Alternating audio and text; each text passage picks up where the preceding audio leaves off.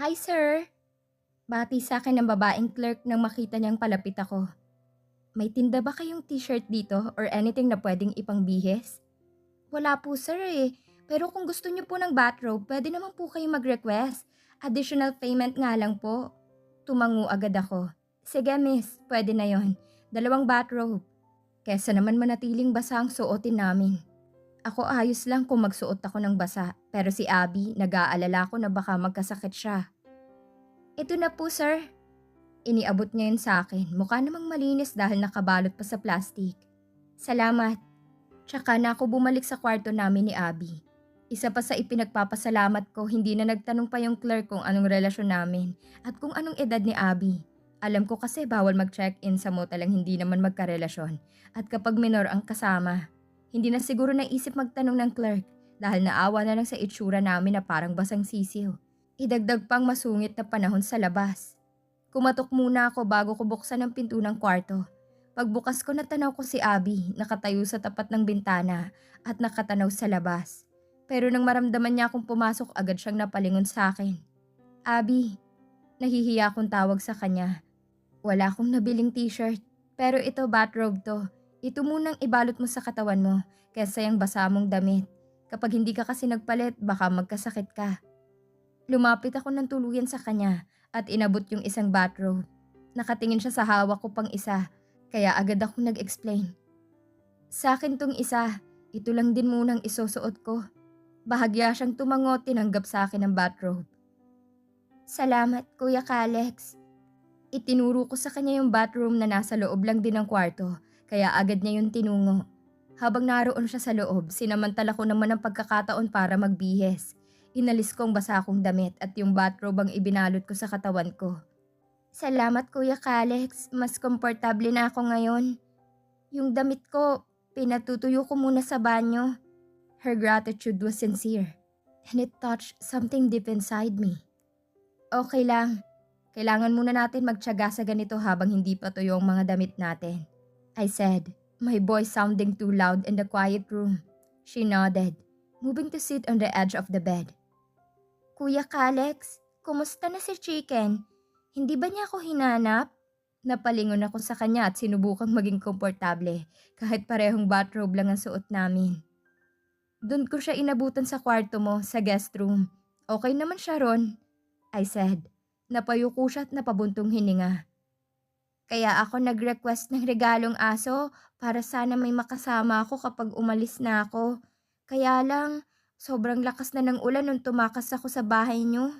Naaawa ako kay Chicken kung mababasa siya at giginawin. Kaya iniwan ko na lang siya sa inyo. Abby, humakbang ako palapit sa kanya at naupo sa tabi niya. Ngayong binanggit niya ang pagtakas niya sa bahay, siguro kailangan na namin yun pag-usapan. Kung anong dahilan niya sa pag-alis niya at kung bakit ayaw niyang umuwi sa mansyon. Gusto kong magsabi ka sa akin ng totoo.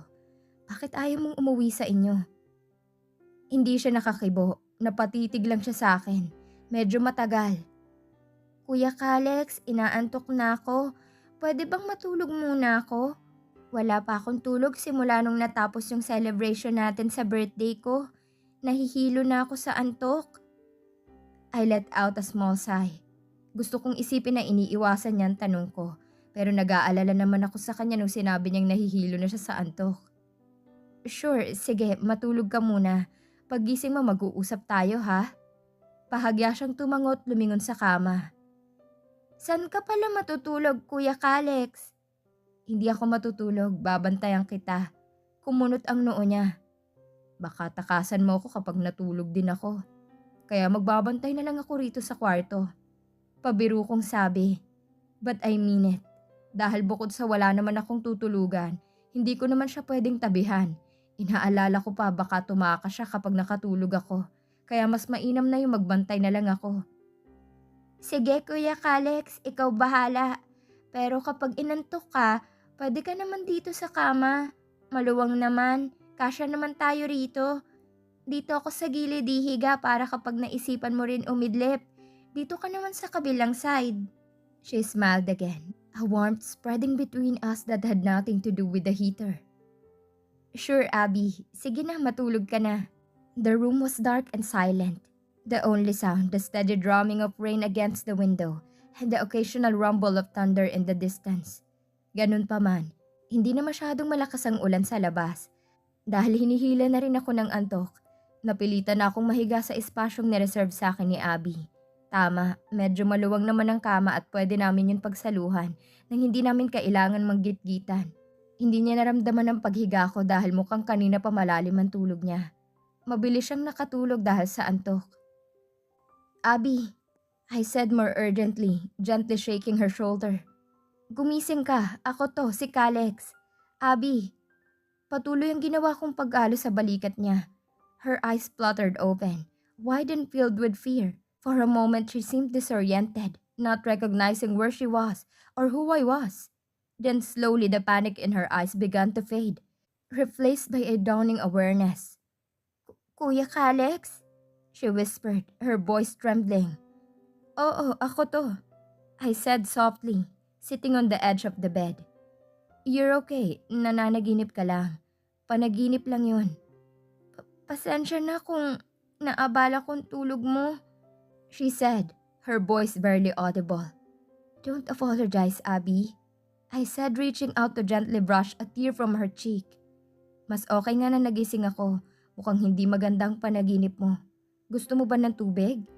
Tumango siya kaya agad kong inabot yung mineral water sa bote na nasa ibabaw ng bedside table. Binuksan ko na yon bago ko iabot sa kanya.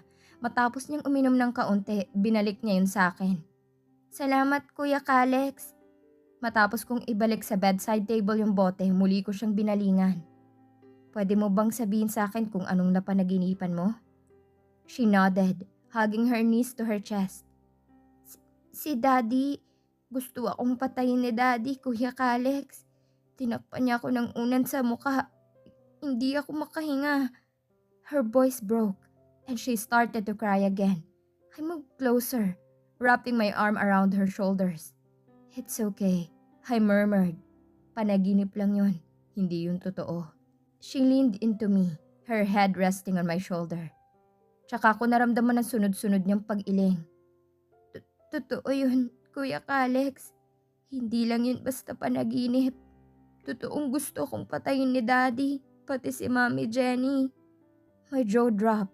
Napilitan akong alisin siya sa pagkakasandal sa braso ko para tingnan siya sa muka. At base sa nakikita kong sakit sa mga mata niya, mukhang hindi siya nagsisinungaling. Abby can't lie. Anong ibig mong sabihin, Abby? Napahikbi siya. Di ba gusto mong malaman kung bakit ayoko nang umuwi sa mansyon? She paused for a moment. Dahil dun. Dahil kay Daddy at Mommy. May binabalak silang masama sa akin, Kuya Kalex. Papatayin nila ako kapag nag-18 na ako. At kapag nakuha na nilang lahat sa akin.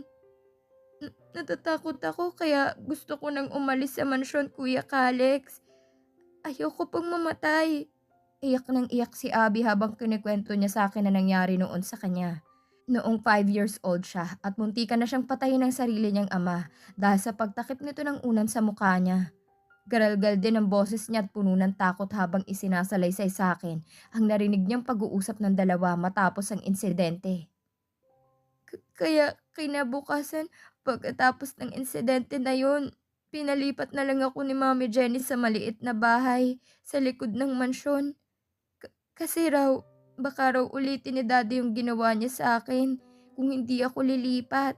Kaya kahit natatakot pa ako nun, maging mag-isa sa maliit na bahay na yun, lumipat na lang ako kaysa saktan ulit ako ni Daddy. Nasa tamang pag-iisip pa ba si Mr. Leandro? Bakit niya yung nagawa sa sarili niyang anak? Abby was just 5 back then. Anong isip meron siya? Walang kamuwang-muwang ang anak niya. Gaganunin niya para lang sa pera? Sa material na bagay? Noon ko pa gustong umalis sa mansyon, Kuya Kalex.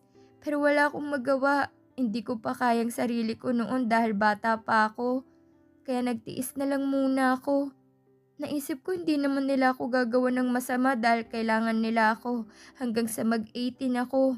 Yun na lang ang itinatak ko sa isip ko at ipinangako ko sa sarili ko na tatakas na lang ako ron sa mansyon bago ako mag-18 para hindi nila ako magawa ng masama. Muli siyang humikbi. Natatakot kasi talaga ako, Kuya Kalex. Natatakot akong mamatay. Ayoko pa. Okay lang naman sa akin kahit angkinin nila lahat ng sa'kin at wala silang itira. Ayos lang yun. Basta buhayin nila ako.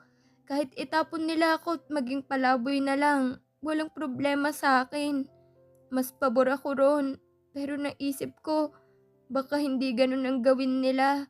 Baka diretso na nila akong patayin. Doon ako takot, Kuya Kalex. Kaya ayokong umuwi sa mansyon. Lalo na at mag-18 na ako sa isang buwan. Dahil sa panginginig ng katawan niya, kinabig ko siya sa akin para yakapin. I tightened my arm around her.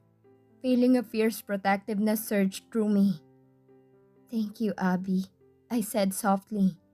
Salamat at nagtiwala ka sa akin para sabihin ang napakaselang bagay na to. Huwag kang mag-alala. Hindi ka mapapahamak. I'll always be here for you no matter what. At asahan mong ganun din ang pamilya ko. Hindi ka namin iiwan. Kasama mo kami sa laban. You understand? Bahagya siyang pumihit paharap lalo sa akin at yumakap ng mahigpit. Tsaka siya umiyak ng umiyak. Pero yung iyak niya hindi na iyak ng natatakot. Iyak na parang panatag na siya dahil may poprotekta na sa kanya. Tahan na, Abby, baka sumakit na ang ulo mo niyan. Kanina ka pa umiiyak. Hinaplos kong buhok niya para pakalmahin na siya. Nung bumitaw siya sa akin, agad kong pinahid ang luha niya sa magkabilang pisngi. Sige na, tumahan ka na at matulog ulit. Huwag mo nang isipin yung bagay na kinatatakot mo. Hindi mangyayari yon kaya ipanatag mo na ang isip mo, okay? Tumango siya at umayos na muli ng higa. Hindi muna ako natulog, naupo lang ako sa gilid ng kama at binantayan siya. Hinintay ko siyang maging mahimbing. Noong wala na siyang malay sa paligid niya, maingat akong bumaba sa kama at dinampot ang cellphone ko sa bedside table.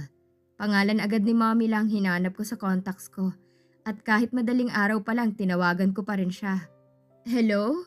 Bakas ang antok sa boses niya nang sagutin niya ang tawag ko. Mamila, I've decided to call off my engagement to Chantel. I want to marry Abby instead. I know. What? Kalex, we all know. We're not fools. We're aware of everything. We're just waiting for your signal because we respect your lead, sweetheart. Anyway, let me get some sleep first. Madaling araw pa lang. We can talk about it later when I wake up. Okay? Alright, Mamila. Thanks. Mag-aalas 7 na ng umaga nung magising si Abby. Bahagya pa lang nakamulat ang mga mata niya. Halatang inaantok pa. Pero bumaling agad siya sa akin. Kuya Kalex. Malat pa ang boses niya and it's kinda adorable. Anong oras na? Oras na para kumain, Abby. I smiled at her. Bangon ka na. Nagpa-deliver ako ng pagkain natin. Tinuro ko sa kanya yung 2 malaking paper bag sa ibabaw ng side table.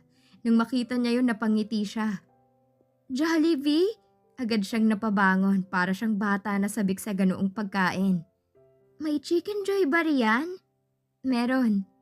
Lalo siyang napangiti sa sagot ko. But first, kailangan mo muna maghilamos at magbihis. Tuyo na yung damit mo, natuyo na sa heater, kaya pwede mo na ulit suotin. Tumayo siya at agad na bumaba sa kama, dumiretso sa bathroom. Meron din namang toothbrush doon na pwede niyang gamitin. Ilang sandali pa muli siyang lumabas. Nakahilamos na siya at nakapagbihis. Kinuha ko yung paper bag ng Jollibee at pumunta ako sa paanan ng kama para doon kami pumesto dahil wala namang mesa rito sa kwarto. Sumenyas ako sa kanya na maupo na siya. Inuna ko siyang abutan ng pagkain at yung drinks namin ibinaba ko muna sa bandang paanan para hindi tumapon sa bed. Kain na, I told her. Nakangiti niyang nilantakan yung pagkain niya, lalo na yung fried chicken. Hawak niya yung drumstick at ang saya-saya ng mukha niya habang kinakagat yun. Careful, Abby. Baka mabulunan ka. Nginisihan niya ako. Okay lang ako, Kuya Kalex. Gutom na kasi ako. Tapos favorite ko pa yung part na to. Nagbaba ako ng tingin sa isa pang piraso ng chicken sa lalagyan niya. Tig 2 piece kami kaya meron pa siyang isa ron. Wing part. Ayaw mo ng drumstick? Tanong niya nang makita niyang pinagpalit ko yung drumstick na nasa akin dun sa wing part niya. Ayoko, wings talagang gusto ko sa chicken. I peeved. Hindi naman ako mapili. Kahit anong parte okay lang sa akin. Thank you, Kuya Kalex. Ngumiti siya at muling nagpatuloy sa pagkain. This time sinabayan niya ng kanin. Ikaw, bakit hindi ka pa kumakain? Tanong niya. Hindi kasi ako kumikilos, nakatingin lang ako sa kanya. Ang sarap niyang tingnan. Simpleng ngiti niya lang dahil sa fried chicken. Pero pakiramdam ko, ang laki na ng ambag ko sa mundo. Kakain na rin. Tipid kong sagot. Pinilit ko pang i-focus ang sarili ko sa pagkain kaysa isipin niyang may sayad ako kakatitig sa kanya. A few moments later, ang lakas ng pagkakadighay niya. I laughed a little when she birthed. Expected ko yun dahil sa dami niyang nakain. Naubos niya yung two-piece chicken, pati spaghetti, burger, fries, at yung peach mango pie. At ngayon nakatingin na siya ron sa chocolate sundae. Nahalatang tunaw na dahil kanina ko pa yun pinadeliver. Ang dami mo nang nakain, Abby. Baka makasama sa tiyan mo. Yun nga dapat sasabihin ko, Kuya Kalex. Ayokong magsayang ng pagkain at pera, pero hindi ko na kayang isunod pa yung Sunday. Parang sasabog na yung tiyan ko. Nahihiya niyang sabi, ngumiti ako. It's okay, hayaan mo na yan. Tunaw na rin naman. No, Abby, ako na. Agad kong pinigil ang kamay niya nang balakin yung ligpitin yung pinagkainan namin. Pahinga ka na lang dyan, kaya ko na to. Hala Kuya Kalex, nakakahiya na. Simula pa kagabi inaasikaso mo na ako. Masyado mo akong binibaby. Malaki naman na ako. Apila niya. You're still a baby for me, Abby. It's okay, tipid kong sagot. Diniretso ko sa trash bin lahat ng basura.